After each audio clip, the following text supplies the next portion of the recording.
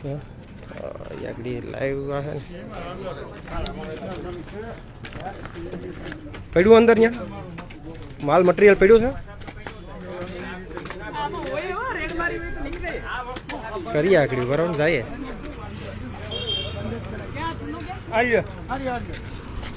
ચૂનો મારો છે ચૂનો મારો હાલો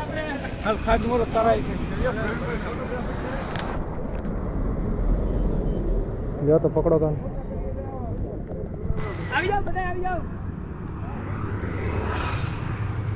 કરો કરો કરો કઈ વાંધો નહીં કરો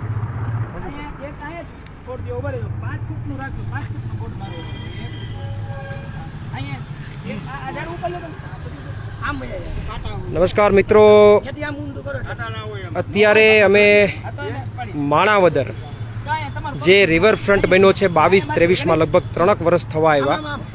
હજુ સુધી આ રિવરફ્રન્ટ કોઈએ સંભાળ્યો નથી. ન નગરપાલિકાએ, ન સરકારે, ન પર્યટન વિભાગે. 22-23 કરોડના ખર્ચે બની ગયો છે. એ જગ્યા ઉપર છે, અહીંયા એક નિરીક્ષણ કરવા આવ્યા છે. આગળ હું તમને બતાવું રિવરફ્રન્ટની હાલત.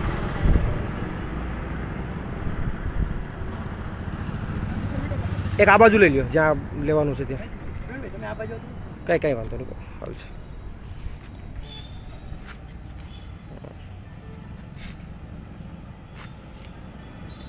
હવે તો સીધો લીટો મારી દો, સીધો અને જરા ઘાટું કરે એટલે ઉડે નહીં. ઓલા પાછા આપણે ખોડવા આવે ને ઘોડ તો એને દેખાય. ચૂનો બધો વાપરી નાખવાનો એટલે એ રીતે નાખજો.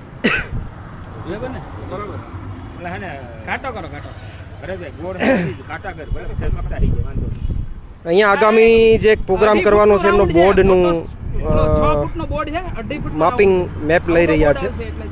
મોટું કરો, આમ ગોળ રાઉન્ડ છે ને એને થોડું મોટું કરો, બ્રોડ કરો અને ચૂનો વધારે નાખો. હા બસ.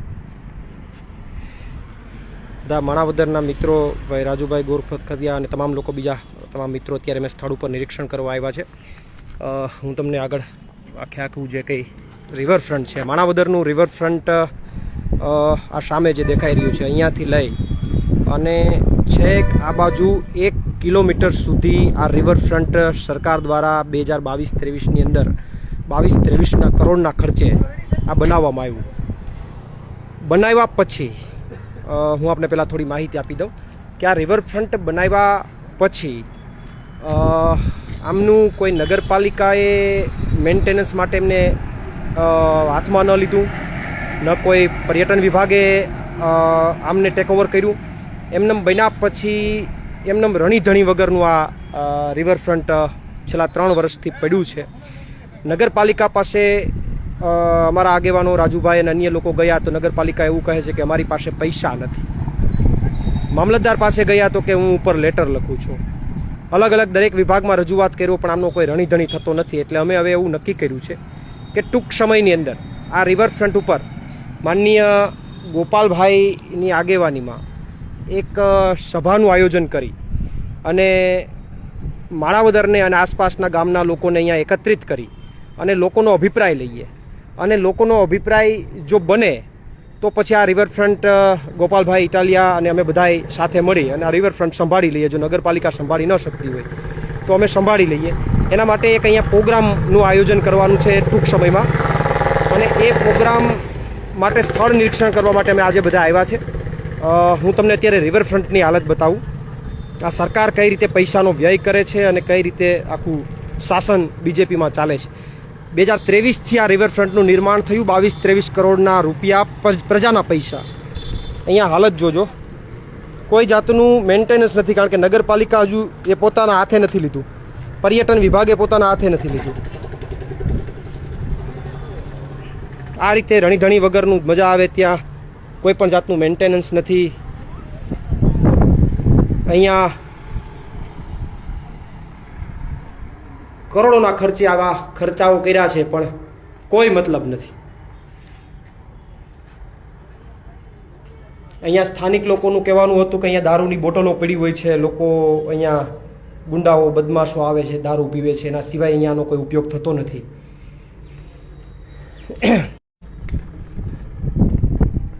આ